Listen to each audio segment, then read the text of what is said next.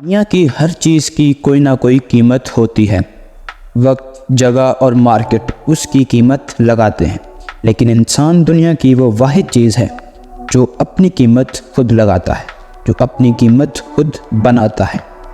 وہ ایک دن ایک صاحب آئے اور کہنے لگے کہ مجھے میری کمپنی بہت کم پے کرتی ہے۔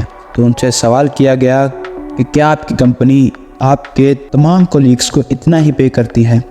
تو ان کا کہنا تھا کہ جی نہیں، میرے سپروائزر کو مجھ سے زیادہ پے دی جاتی ہے، جبکہ مینیجر اور ڈائریکٹر صاحب کی تو پانچوں ہی قیمیں ہیں۔ ان کو بتایا گیا کہ کمپنی آپ کی قابلیت کے حساب سے آپ کو پے کرتی ہے۔ انسان سمجھتا ہے کہ شاید وہ قیمتی ہے، شاید دنیا اس کی قیمت دے گی، لیکن یاد رکھنا کہ قیمت جب بھی لگتی ہے تو انسان کی صلاحیت کی لگتی ہے، اس کی قابلیت کی لگتی ہے، انسان کے کام کی قیمت لگتی ہے۔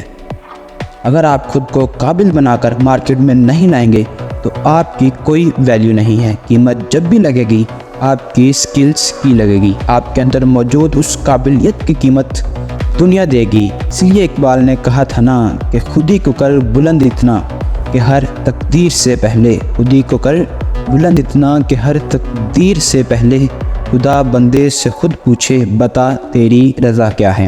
انسان سمجھتا ہے کہ شاید وہ قیمتی ہے، لیکن قیمتی انسان کا کردار ہوتا ہے، اس کا معیار ہوتا ہے، اس کی قابلیت ہوتی ہے۔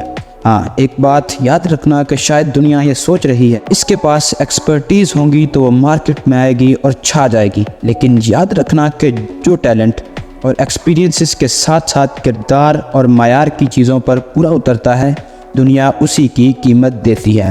اگر آپ کے پاس ایک سوچ، ایک نظریہ، کردار ایک ہے تو پھر دنیا آپ کو ویلیو دے گی، کیونکہ کیپیبل لوگ اس دنیا میں لاکھوں کروڑوں پھر رہے ہیں جو سمجھ رہے ہیں کہ دے ورتھ اٹ۔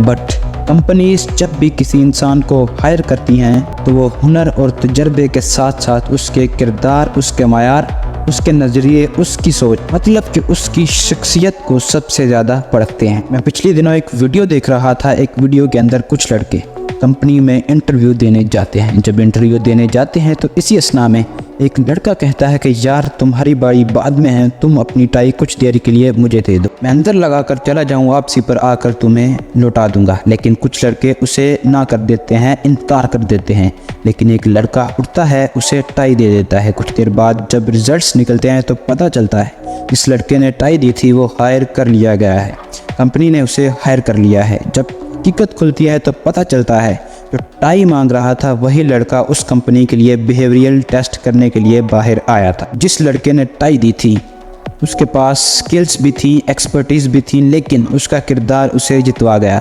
اس کا کردار اس کی سلیکشن کا سب سے بڑا سبب بنا۔ باقی سب کے پاس سکلز تھیں، ایکسپرٹیز تھیں، ڈگریز بھی تھیں، لیکن ان کے کردار کی کمی کی وجہ سے وہ آج فیل ہو چکے تھے۔ آپ بھی چاہتے ہیں کہ دنیا آپ کی قدر کرے، کیپیبلٹیز کے ساتھ ساتھ پرسنالٹی پر بھی دھیان دیا کرے، تو جائیے کچھ اچھا کیجیے، دنیا پر چھا جائیے اور ہمیں اپنی دعاؤں میں یاد رکھیے گا۔ خدا حافظ۔